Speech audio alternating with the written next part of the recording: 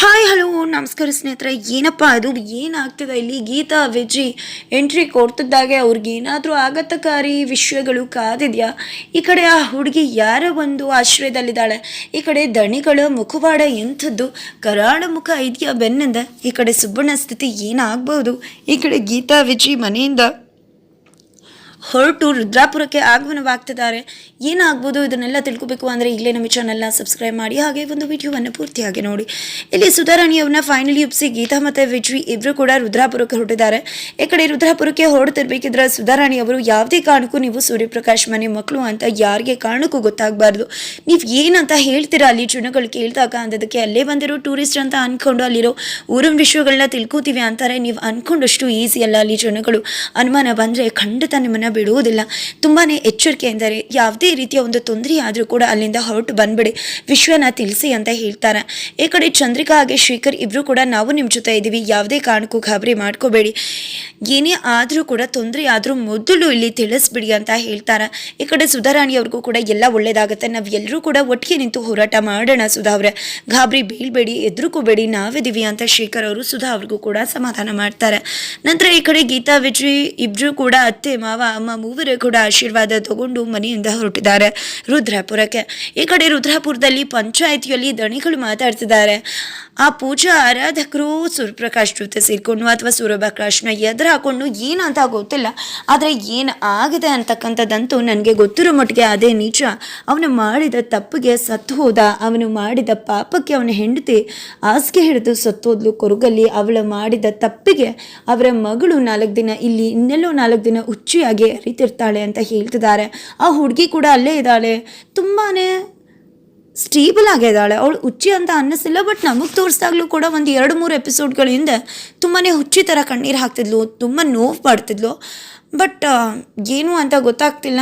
ಈ ಕಡೆ ಅಂತೂ ತುಂಬ ಸ್ಟೇಬಲ್ ಆಗಿದ್ದಾಳೆ. ಈ ಕಡೆ ಫ್ರೆಂಡ್ಸ್ ಸಮಾಧಾನ ಮಾಡ್ತಿದ್ದಾಳೆ, ಬೇಡ ಕಣ ನೀನು ಕೂಡ ನನ್ನ ಜೊತೆ ಮಾತಾಡಬೇಡ, ಆಮೇಲೆ ನನ್ನ ಜೊತೆ ಮಾತಾಡಿಬಿಟ್ರೆ ನಿನಗೂ ಕೂಡ ಕೆಟ್ಟ ಹೆಸರು ಕಟ್ಟಿಬಿಡ್ತಾರೆ, ನಿನ್ನೂ ಕೂಡ ಹುಚ್ಚಿ ಮಾಡಿಬಿಡ್ತಾರೆ ಅವರು ಅಂತ ಹೇಳ್ತಾಳೆ. ಫ್ರೆಂಡ್ ಮಾತ್ರ ತನ್ನ ಫ್ರೆಂಡ್ ಜೊತೆ ಹೇಗಿರಬೇಕೋ ಒಂದು ಶಕ್ತಿಯಾಗಿ ಹಾಗೆ ಇದ್ದಾಳೆ.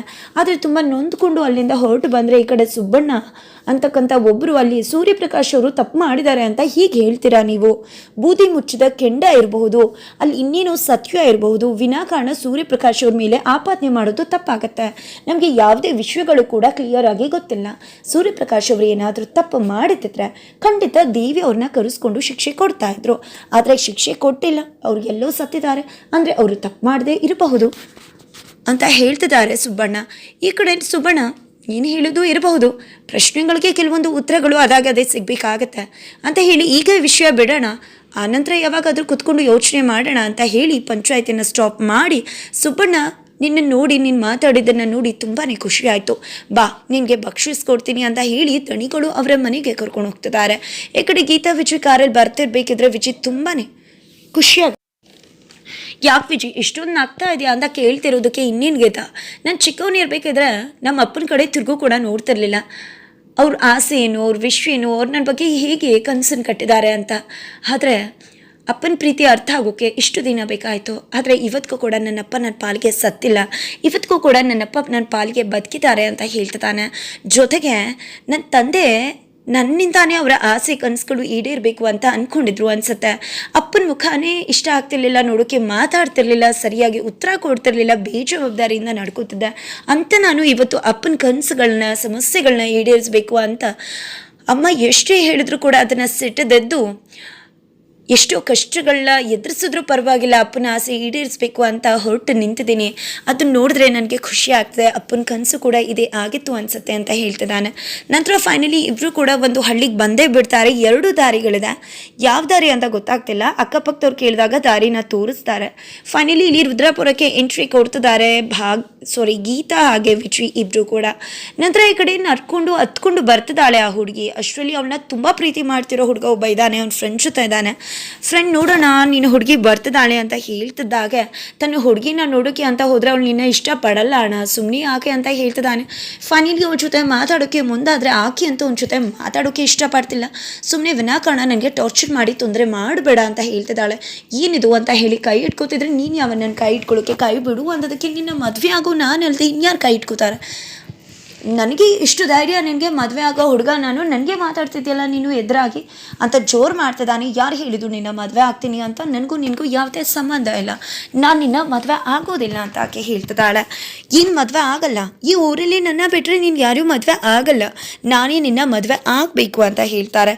ಈ ಕಡೆ ಫೈನಲಿ ಕಪಾಳಕ್ಕೆ ಬಾರಿಸೇ ಬಿಡ್ತಾಳೆ. ಬಾರಿಸಿ ನನ್ನ ಸಹವಾಸಕ್ಕೆ ಬರಬೇಡ ಅಂತ ಎಚ್ಚರಿಕೆ ಕೊಟ್ಟು ಅಲ್ಲಿಂದ ಹೊರಡ್ತಾಳೆ. ಈ ಕಡೆ ಏನಣ್ಣ ನಾನು ಹೇಳಿದೆ ಅಲ್ವಾ ಕಪಾಳಿಗೆ ಬಾರಿಸ್ಕೊಂಡ್ಬಿಟ್ಯಾನಲ್ಲ ಅಂತ ಹೇಳ್ತಿದ್ರೆ, ಏನಿಲ್ಲ ಕಣೋ ನನ್ನ ಹುಡುಗಿ ತಾನೆ ಅಂತ ಹೇಳಿ ಅಲ್ಲೂ ಖುಷಿ ಪಡ್ತಿದ್ದಾರೆ. ಫೈನಲಿ ಅವರು ರೌಡಿ ಅಲ್ಲ ಅನಿಸುತ್ತೆ, ಬಟ್ ಸ್ವಲ್ಪ ವರ್ಡ್ ಸ್ವಭಾವ ಇರೋ ಹುಡುಗ ಆಗಿರಬಹುದು. ಜೊತೆಗೆ ಆ ಹುಡುಗಿನ ತುಂಬ ಪ್ರೀತಿಸೋ ಮನ್ಸು ಕೂಡ ಆಗಿದೆ ಅನಿಸುತ್ತೆ.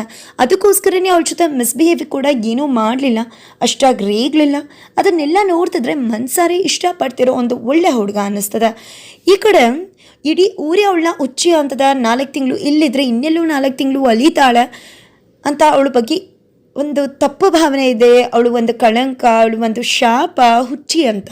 ಅಷ್ಟರ ನಡುವೆ ಕೂಡ ಆ ವ್ಯಕ್ತಿ, ಆ ಹುಡುಗ ಆಕೆನ ಅಷ್ಟು ಮನಸಾರೆ ಇಷ್ಟಪಡ್ತಾನೆ ಅಂದರೆ ಗೊತ್ತಾಗತ್ತೆ ಅವನು ಒಬ್ಬ ಒಳ್ಳೆಯ ಮನ್ಸಾರೆ ನಿಷ್ಕಲ್ಮಶವಾಗಿ ಪ್ರೀತಿ ಮಾಡ್ತಿರೋ ಹುಡುಗ ಅಂತ. ನಂತರ ಈ ಕಡೆ ಹತ್ಕೊಂಡು ಮನೆಗೆ ಬರ್ತಾಳೆ. ಅವಳು ಮನೆಗೆ ಬರ್ತಿದ್ದಾಗೆ ಅಮ್ಮ ಎದುರಾಗ್ತಾರೆ. ನೋಡಿದ್ರೆ ಅವರು ಅಮ್ಮನೇ ಅಲ್ಲ, ನನ್ನಮ್ಮ ಅಂತ ಕರಿಬೇಡ, ನಿನ್ನ ಎತ್ತೋರು ಯಾರೋ ಪಾಪಿಗಳು, ಪಾಪದ ಕೆಲಸ ಮಾಡಿ ನಿನ್ನನ್ನು ಬಿಟ್ಟು ಹೋಗಿದ್ದಾರೆ. ನನ್ನ ಗಂಡಂಗೆ ಕೆಲಸ ಇಲ್ಲ, ನಿನ್ನನ್ನು ಕರ್ಕೊಂಡು ಬಂದು ನನ್ನ ಮನೇಲಿ ಸಾಕ್ತಿದ್ದಾನೆ. ಇಷ್ಟು ದಿನ ಹೇಗೋ ದುಡ್ಡು ಬರ್ತಿತ್ತು ನೋಡ್ಕೋತಿದ್ದ, ಆದರೆ ಈಗ ದುಡ್ಡು ಕೂಡ ಇಲ್ಲ. ಆದರೂ ಕೂಡ ನಿನ್ನ ನೋಡ್ಕೊಳ್ಳೋದು ನಮಗೆ ಹಿಂಸೆ ಆಗಲ್ವ? ಇಡೀ ಊರ್ಗೂರೇ ನಿನ್ನನ್ನು ಉಗಿಯತ್ತೆ, ಹುಚ್ಚಿ ಅನ್ನತ್ತೆ. ಆದರೆ ನೀನು ನೋಡಿದ್ರೆ ನನ್ನ ಮನೆಗೆ ಬಂದು ಸೇರ್ಕೊಂಡಿದ್ಯಾ, ನನ್ನ ಗಂಡ ನೋಡಿದ್ರೆ ಊರವ್ರನ್ನ ಎದುರಾಕೊಂಡು ನಿನ್ನ ಬಂದು ಕರ್ಕೊಂಡು ಬಂದು ಇಟ್ಕೊಂಡಿದ್ದಾನೆ. ಇದ್ಯಾವ ಹಣೆ ಬರೋನು ನಮ್ಮದು? ಎಷ್ಟು ದಿನ ನಿನ್ನ ಪಾಡನ್ನ ನಾವು ಅನುಭವಿಸ್ಬೇಕು ಅಂತ ಹೇಳ್ತಿದ್ರೆ, ನನ್ನ ಅಪ್ಪ ಅಮ್ಮ ಏನು ತಪ್ಪು ಮಾಡಿದ್ದಾರೆ ಅಂತ ನನಗೆ ಗೊತ್ತಿಲ್ಲಮ್ಮ, ಆದರೆ ನನಗೆ ಯಾವತ್ತೂ ನಿಮಗೆ ಕಳಂಕ ತರೋ ಕೆಲಸ ಮಾಡೋದಿಲ್ಲ ಅಂದಾಗ ಇವೆಲ್ಲ ಮಾತಾಡಬೇಡ. ಹುಚ್ಚಿ ಥರ 4 ತಿಂಗಳು ಎಲ್ಲೋ ಅಲೀತಾ ಇರ್ತೀಯ, ಇನ್ನು 4 ತಿಂಗಳು ನಿಟ್ಟಿಗಿರ್ತೀಯ, ಎಲ್ಲೋ ಹೋದ್ಲು ಅಂತ ಅಂದ್ಕೊಂಡ್ರೆ ಮತ್ತೆ ವಾಪಸ್ ಬರ್ತೀಯ. ಇದ್ಯಾವ ಹಣೆ ಬರ ನಮ್ಮದು? ಸುಮ್ಮನೆ ವಿನಾಕಾರಣ ನಮಗೆ ತೊಂದರೆ ಕೊಡೋದು ಬಿಟ್ಟು ಯಾವುದೋ ಕೆರೆನೋ ಬಾವಿನೋ ನೋಡ್ಕೊಂಡ್ರೆ ಆಗೋದಿಲ್ವ ನೀನು ಅಂತ ಹೇಳ್ತಿದ್ದಾರೆ. ಪಾಪ ಹುಡುಗಿ ತುಂಬ ಕಣ್ಣೀರು ಹಾಕ್ತಿದ್ದಾಳೆ. ಈ ಕಡೆ ದಣಿಗಳ ಮನೆಗೆ ಸುಬಣ್ಣ ಬಂದಿದ್ದಾರೆ. ಸುಬಣ್ಣ ಬರ್ತಿದ್ದಾಗೆ ಊಟ ಕೊಡ್ತಾರೆ. ಊಟ ತಿಂತಿದ್ರೆ ಒಗ್ಗೊಗ್ರು ಅನಿಸುತ್ತೆ. ಈ ಕಡೆ ತುಂಬ ಧೈರ್ಯ ಇದೆ ಸುಬಣ್ಣ, ಇದೇ ರೀತಿ ಇರಬೇಕು, ಆದರೆ ಜನಗಳ ಮಧ್ಯೆ ಸೇರ್ಕೋಬೇಕು, ಮುಂದೆ ಬರಬಾರ್ದು. ನಿನಗೆ ಸೂರ್ಯಪ್ರಕಾಶ್ನ ಸಾಕಷ್ಟು ಪ್ರಶ್ನೆಗಳಿದೆ ಅಲ್ವಾ, ಆ ರೀತಿ ರುದ್ರಮ್ಮ ದೇವಿ ತನ್ನ ಹತ್ರ ಕರ್ಸ್ಕೋಬೇಕಿಲ್ಲ, ಅವನಿಗೆ ಹೋಗಿ ಶಿಕ್ಷೆ ಅಲ್ಲಿರೋ ಜಾಗಕ್ಕೆ ಕೊಡ್ತಾಳೆ. ಅವಳಿಗೆ ಎಷ್ಟು ಶಕ್ತಿ ಇದೆ ಅಂದಾಗ, ಅಯ್ಯೋ ನಾನು ಇದ್ರ ಬಗ್ಗೆ ಯೋಚನೆನೇ ಮಾಡಲಿಲ್ವಲ್ಲ ದಣಿಗಳೇ ಅಂತ ಸುಬ್ಬಣ್ಣ ಹೇಳ್ತಾರೆ. ಊಟ ಯಾಕೋ ಉಗ್ರಾಗಿದೆ ಅಂದಾಗ ಊಟ ಉಗ್ರಾಗಿರ್ಲೇಬೇಕಲ್ವ, ಯಾಕಂದರೆ ವಿಷ ತುಂಬಿದ ಆಹಾರ ಹೇಗಿರುತ್ತೆ ಅಂತ ಹೇಳ್ತಾರೆ. ಫೈನಲಿ ಗಾಬರಿ ಬಿದ್ದುಬಿಡ್ತಾರೆ. ಏನು ಮಾಡಿದ್ರಿ ಅಂತ. ಕಾಪಾಡಿ ಅಂದರೂ ಕೂಡ ಯಾರು ಕಾಪಾಡೋದಿಲ್ಲ. ನಿನ್ನ ಪ್ರಶ್ನೆಗಳಿಗೆ ಉತ್ತರ ಕೊಡೋಕೆ ಮೇಲೆ ಸೂರ್ಯಪ್ರಕಾಶ್ ಉದಾನೆ ಹೋಗಿ ಉತ್ತರ ಕಂಡ್ಕೊ ಅಂತ ಹೇಳ್ತಾರೆ. ಫೈನಲಿ ಅವರು ಸತ್ತೇ ಹೋಗ್ಬಿಡ್ತಾರೆ. ಈ ಕಡೆ ನನಗೆ ಗೊತ್ತದೆ ಇವನ್ನ ಜನಗಳು ಮರಿಬೇಕು, ಆ ರೀತಿ ಮಾಡ್ತೀನಿ ಅಂತ ಕೆಲಸಗಾರರು ಹೇಳ್ತಾರೆ. ಜೊತೆಗೆ ಉತ್ತರಗಳು ಬೇಕಿದೆ ಅಲ್ವಾ ಅವನ ಪ್ರಶ್ನೆಗಳಿಗೆ, ಅದು ಹೇಗೆ ಅಂತ ದಣಿಗಳು ಕೇಳಿದಕ್ಕೆ ಅದು ನನ್ನನ್ನೇ ಹುಡ್ಕೊಂಡು ಬರುತ್ತೆ ಅಂತ ಹೇಳ್ತಾರೆ. ಫೈನಲಿ ಗೀತಾ ಮತ್ತು ವಿಜಯ್ ಇಬ್ಬರು ಕೂಡ ಎಂಟ್ರಿ ಕೊಡ್ತಿದ್ದಾರೆ. ಅವರ ಎಂಟ್ರಿ ಒಂದ್ರಿಗೆ ರುದ್ರಾಪುರದ ಕರಾಳ ಸತ್ಯ, ಮುಚ್ಚಿಟ್ಟ ಸತ್ಯ, ಬೂದಿ ಮುಚ್ಚಿದ ಕೆಂಡದಂತಿರ್ತಕ್ಕಂತಹ ಸತ್ಯ ಊರವರ ಮುಂದೆ ಬಟಾಬೈಲಾಗ್ತಕ್ಕಂತಹ ದಿನಗಳು ತುಂಬಾ ದೂರ ಇಲ್ಲ, ತುಂಬಾ ಹತ್ರನೇ ಇದೆ. ಹೇಗಿರುತ್ತೆ ಆ ಒಂದು ರೋಚಕ ಕತೆ, ಏನಾಗಿದೆ ಇದನ್ನು ಈಗಲೇ ನಮ್ಮ ಚಾನಲ್ನ ಸಬ್ಸ್ಕ್ರೈಬ್ ಮಾಡಿ ಮುಂದಿನ ವಿಡಿಯೋಗೋಸ್ಕರ ವೇಟ್ ಮಾಡೋದನ್ನು ಮರಿಬೇಡಿ.